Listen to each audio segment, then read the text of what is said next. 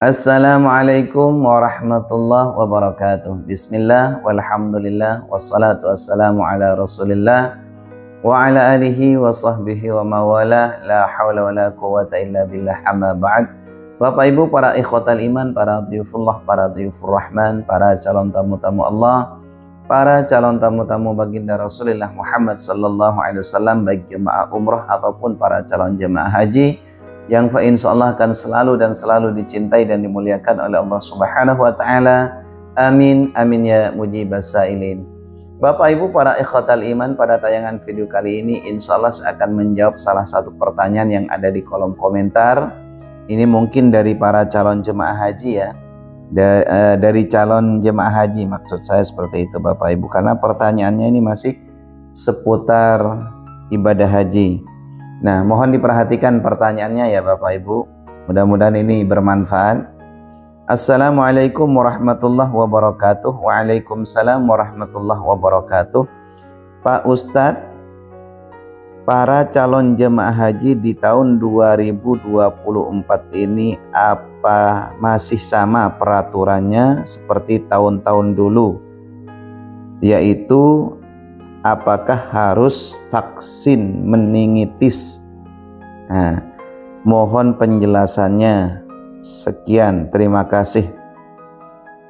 Baik, terkait dengan vaksin ini Bapak Ibu, kemarin itu pernah saya baca-baca di kabar Kemenak ya kan, dari Kepala Pusat Kesehatan Haji Bapak Lili Mahendro Susilo kalau tidak salah. Beliau memang menyebutkan bahwa pemerintah ini akan menyiapkan, akan menyediakan insya Allah itu vaksin meningitis untuk bagi para calon jemaah haji di musim ini, yaitu di tahun 1445 Hijriah atau tahun 2024 Masehi ini. Hal ini juga dijelaskan oleh Bapak Lili Mahendro Susilo pada saat memberikan pembimbingan, mengikuti teknis pembimbingan ibadah haji kemarin di Pondok Gede Jakarta.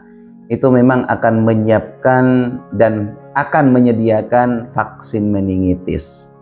Jadi kesimpulannya Bapak Ibu, kayaknya ini memang diharuskan ya.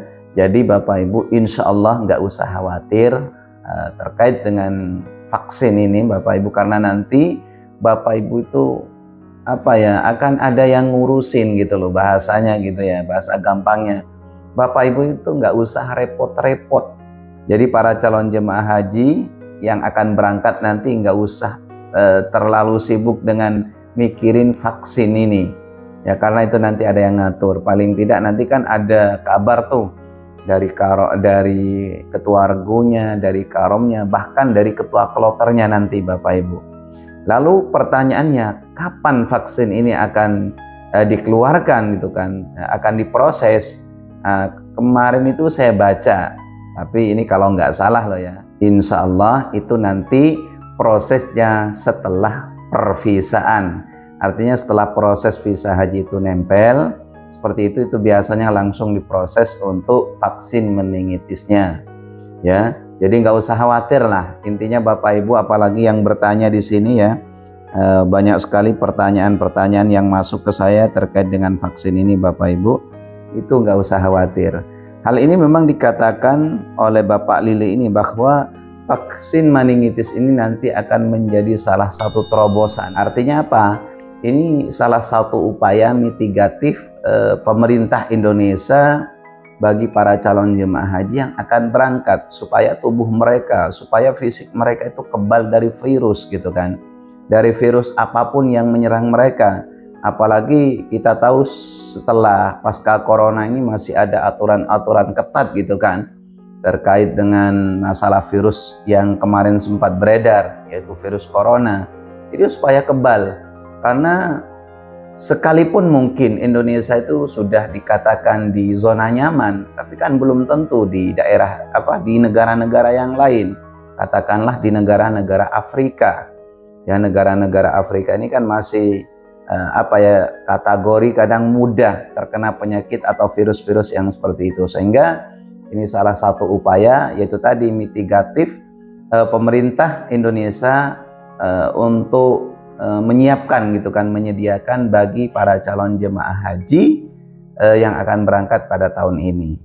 Namun yaitu tadi Bapak Ibu nggak usah terlalu mikir riwah, nggak usah terlalu mikir ribet hal-hal yang berkaitan dengan vaksin ini. Pokoknya nyantai aja.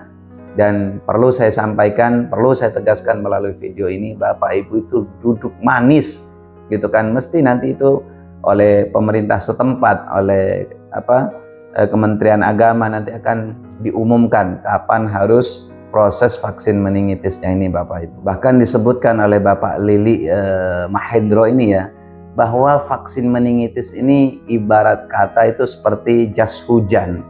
Jas hujan supaya ketika datang hujan gitu kan, supaya datang hujan nantinya itu kita nggak basah, tubuh kita nggak basah gitu loh Bapak Ibu. Jadi vaksin ini antisipasi lah, jaga-jaga, seperti itu kira-kira bahasanya ya Bapak Ibu. Artinya kalau seumpama nih jemaah haji Indonesia hendak melakukan vaksin, menurut saya baik-baik aja lah, mungkin nggak akan terjadi sesuatu. Tapi kan yang datang ke dua tanah suci Mekah Madinah ini kan bukan hanya dari negara Indonesia, jadi dari berbagai negara Bapak Ibu tumplek-plek di satu tempat, katakanlah di Padang Arafah. Belum lagi pada saat melakukan tawaf, yang mana menurut ilmu medis, kalau virus itu kita nempel, kemudian dari segi bau, dari segi keringat, itu kan bisa nular. Nah ini yang dikhawatirkan oleh pemerintah Indonesia Bapak Ibu.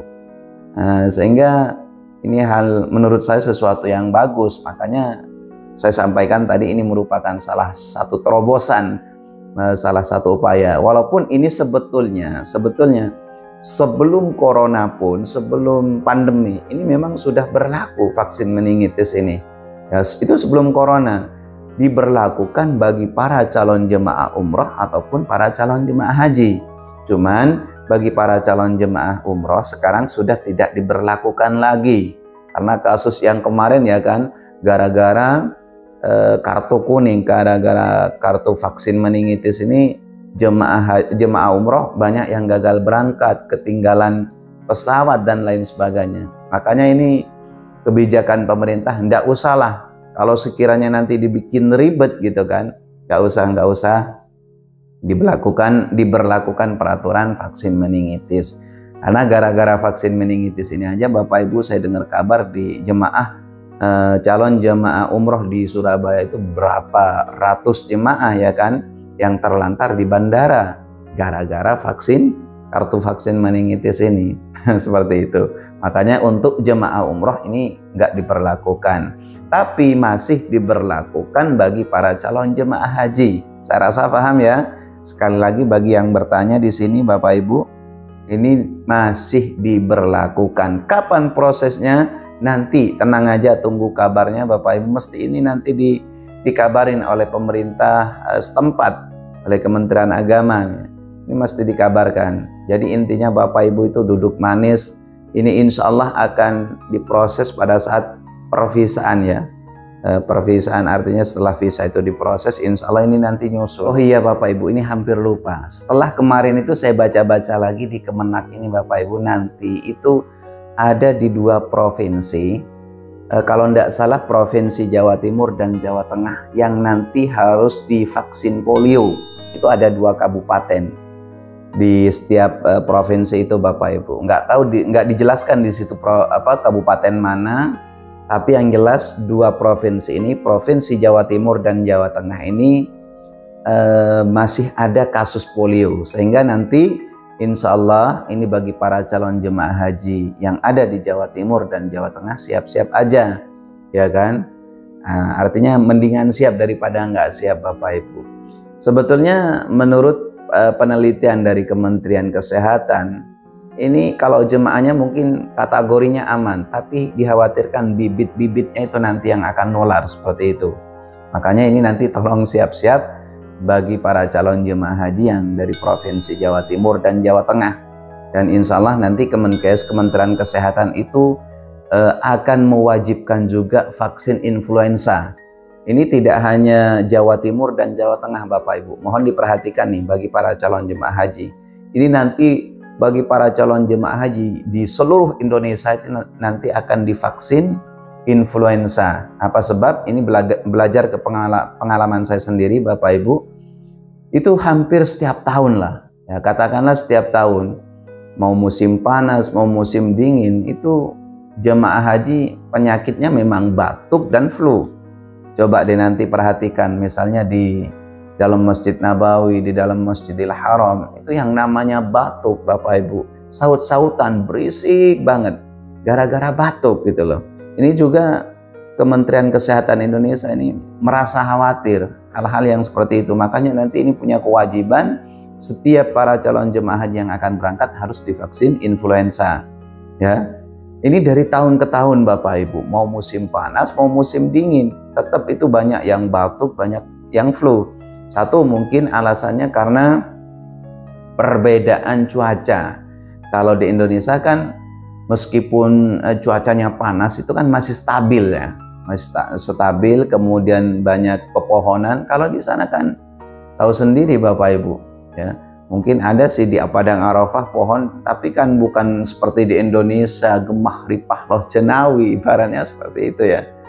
Artinya di Indonesia ini masih standar gitu loh masalah cuaca. Kemudian pas nyampe di sana jemaah haji itu ada perubahan cuaca yang mungkin agak ekstrim.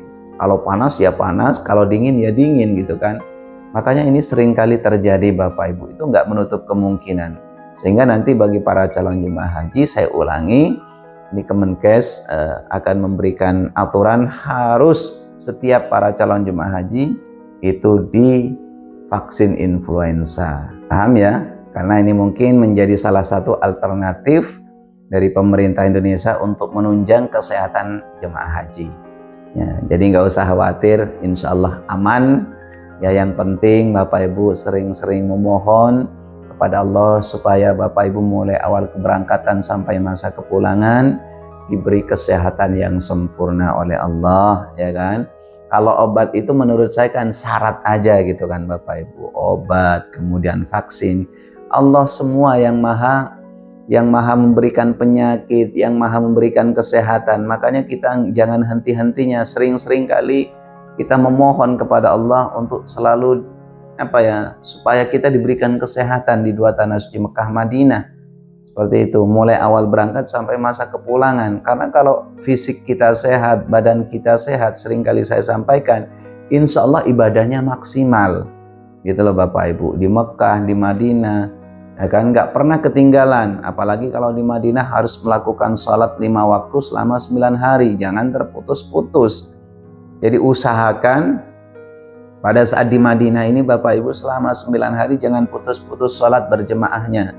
Ya, karena kalau udah sholatnya itu nggak genap 40 atau arba'in selama berada di Masjid Nabawi, kategorinya kurang komplit, kurang lengkap seperti itu Bapak Ibu. Ya, bukan nggak sah sholatnya tapi kurang komplit.